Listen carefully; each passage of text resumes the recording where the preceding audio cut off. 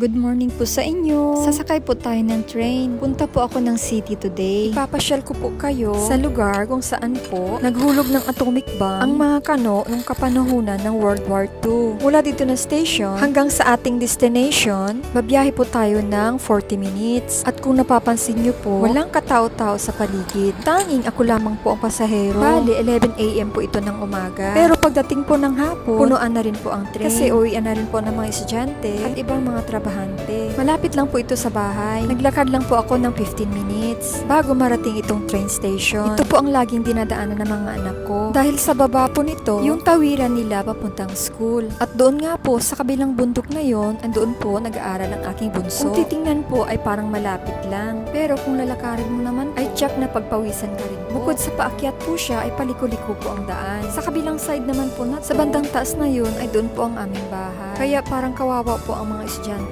tuwing winter at maya-maya po ay darating na din ang train. At ayan nga po, wala po akong kasama talaga. Dahil mainit na nga po dito sa Japan, ay ayan, pinagpawisan na rin po ako. Nasobra po yata ang paglagay ko ng lipstick. Pulang-pula naman. Ay okay lang po yun. Tatakpan ko na lang po ulit ng mask. Medyo nako-conscious din po ako. Pag ganitong, grabe naman po kapula ang aking bibig. Ilang minuto na rin po ay parating na ang train. Mula dito hanggang sa ating destination ay pang 17 station po. Yun po ang last station na tinatawag nilang Hondori. Ayan na nga po ang train. Tayo po ay papasok na at sasakay. Mangilan-ngilan lang po talaga ang pasahero.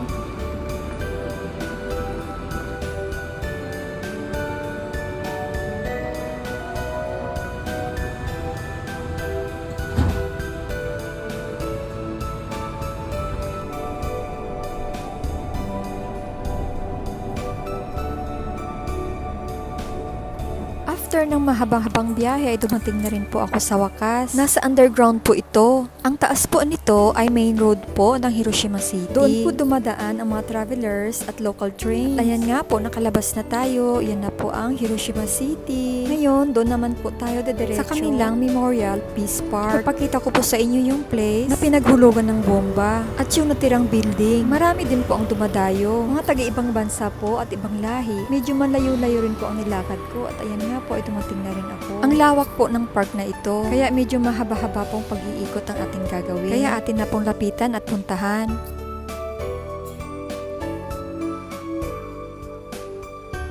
Hello guys! Look at my view. Nandito na ako sa city. So ipapakita ko po sa inyo. Noong kapanahunan ng World War II ay ito po yung place na kung saan po ay naghulog po ang Amerika ng atomic bomb dito po mismo sa city ng Hiroshima. At ito nga po, ang kaharap ko pong tower na ito ay dito po nahulog yung atomic bomb.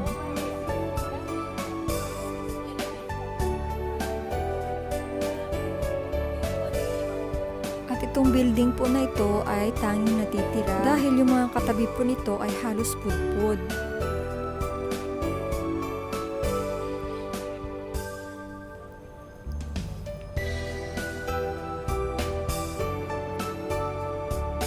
Alam nyo guys, ang init today. So, yung ibang mga nagbibisita dito ay nakapayo. Ready din ako. Meron din akong bitbit. O see, ayan. Meron din akong payo. Nag-iikot tayo. Talaga, pag meron ako nakikitang mga bulaklak, nahuhook talaga yung mata ko. Hindi ko talaga matiis na hindi ko sila kuhanan ng video.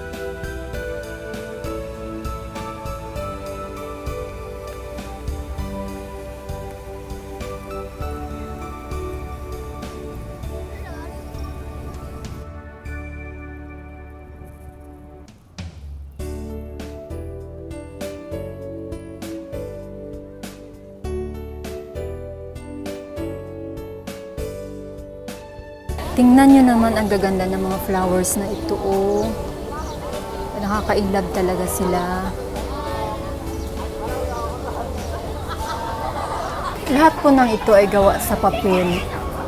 Mga estudyante po ang may gawa niyan.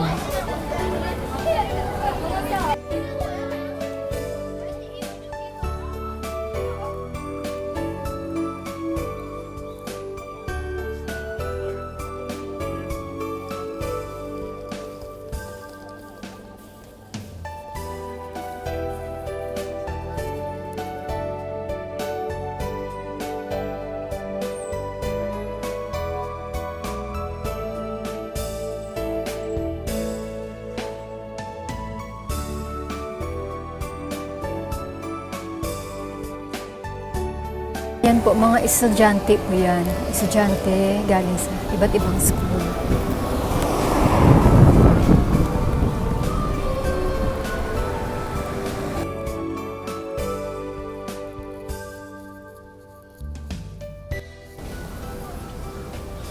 At yan po, may apoy na po yan ay tinatawag po nilang flame of peace.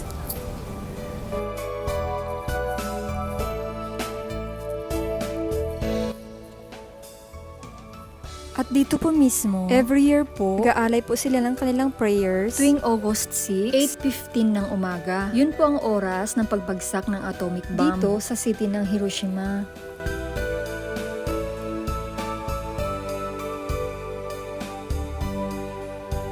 Guys, ang sarap dito tumambay sa kanilang mga puno. Medyo malamig. Kaya ako po ay nagugutom na at maghahanap na tayo ng ating makakain. Tatawid po tayo dito sa tulay dahil sa bandang unahan po niya ay mayroon pong convenience store. Doon po ako papasok at bibili ng aking lunch. Ito naman po ay pasta restaurant. Nakakain na po kami dyan ng aking kapatid. Noong nagbakasyon po dito si Jestoni last year, malapit na po ako sa convenience store. At ayun nga po, itanay ko na rin ang 7-Eleven. Ang dami pong masasarap na food, kaya marami ka pong pagpipilian. Merong maki-sushi, isang set ng meal, curry, pasta, at yakisoba.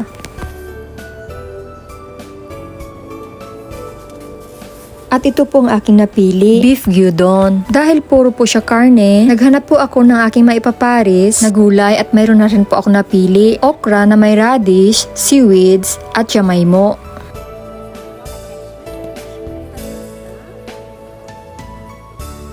At dahil ready nga po ako, mayroon akong baon na eco bag. Balik ako doon sa Doon ako pupwesto. Doon ako kakain ng aking lunch. Ay, sa wakas, umalis yung nakaupo dito na isang ali. So, dito ako pupwesto. Ay, ang ganda ng aking view. Ayan. So, dito ako nakaupo. Dito ako kakain ng aking lunch.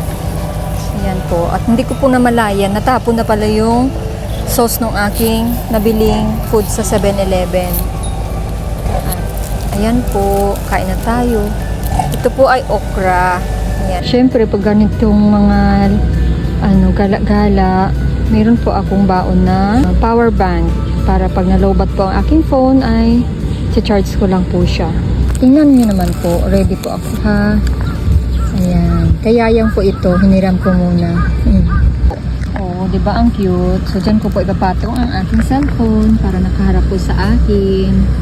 At syempre po, para makatipid tayo, edi nagbaon na po ako ng water.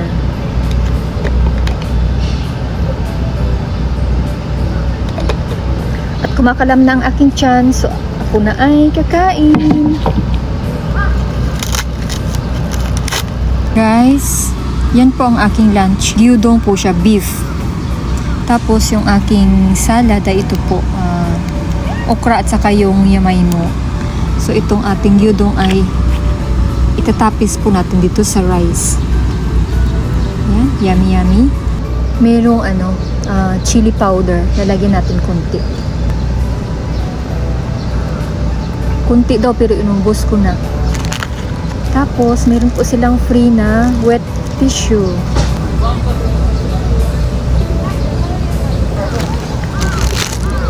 Meron silang fork at saka chopstick. So, chopstick na lang po ang aking gamitin.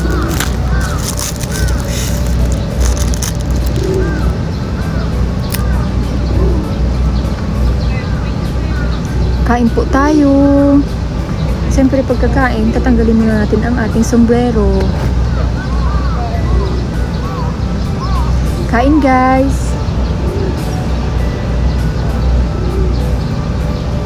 Sa mga Japanese ay bago kumain ay itadakimasu.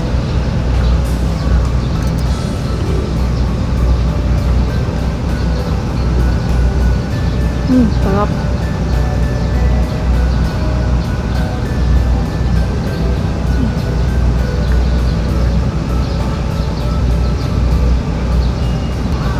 Itong mga puno na ito, lahat po ito ay cherry blossom. So pag spring po, Pag nagbo-bloom sila, sobrang ganda po nito dito.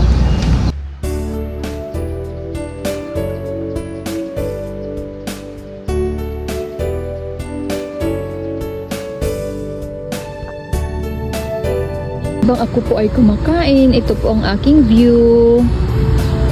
Nasa riverside po ako. At saka may maliit na ferry boat. Yan po ay kung gustong mag-ikot-ikot po ng mga foreigner o mga dayo dito.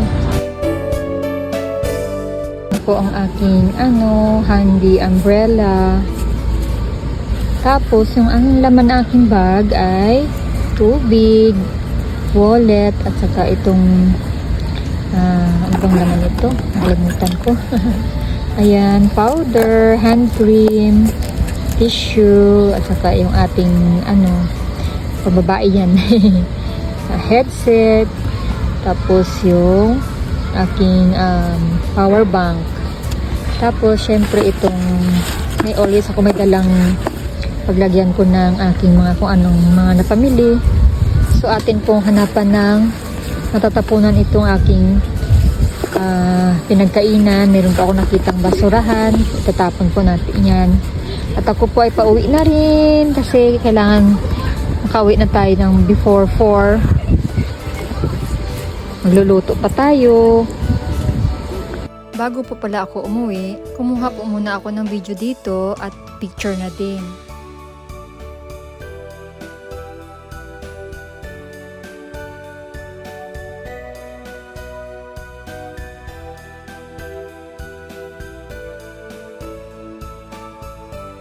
Bago po ako lalabas ng exit ay madadaanan ko po ito. Bali dyan po lahat nakalibing ang mga pangalan po ng victims po ng atomic bombing.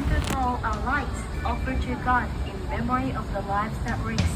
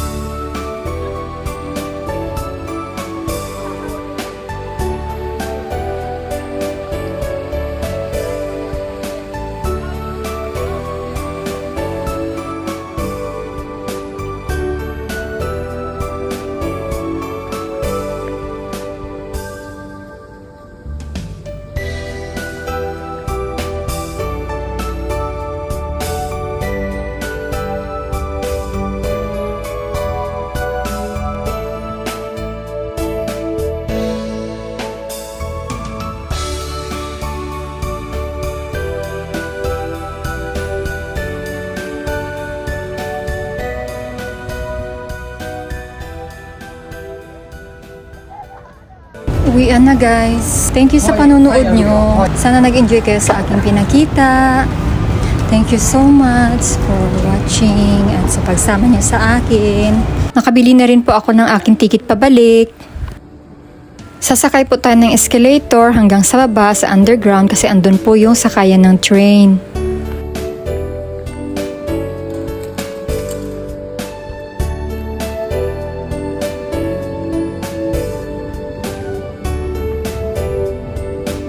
Kaya mula dito hanggang sa aking uuwian ay nasa pang 17 station. Medyo malayo-layo kaya tiyak aantukin ako nito sa loob.